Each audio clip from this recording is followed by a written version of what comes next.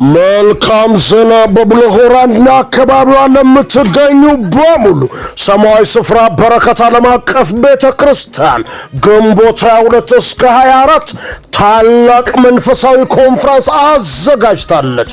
አገልጋዮች እግዚአብሔር ለዓለማችን ብሎም ለምድራችን ቀብቶ ያስነሳው የእግዚአብሔር ሰው ነቢይ ደሳለኝ እበሩ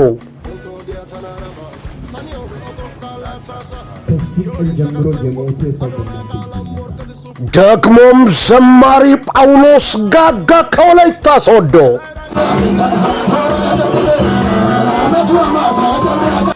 የቤተ ክርስቲያኒቱ ዋና መጋቢ ቢንያም ጌታቸው ሌሎችም ተጋብዘዋል። ኑ የእግዚአብሔርን ክንድ ታያላችሁ። አድራሻ በጀርሳ ፎራ ልዩ ስፍራ ከዝናው ፊት ለፊት ያገኛሉ። ሁላችሁም በክብር ተጋብዛችኋል።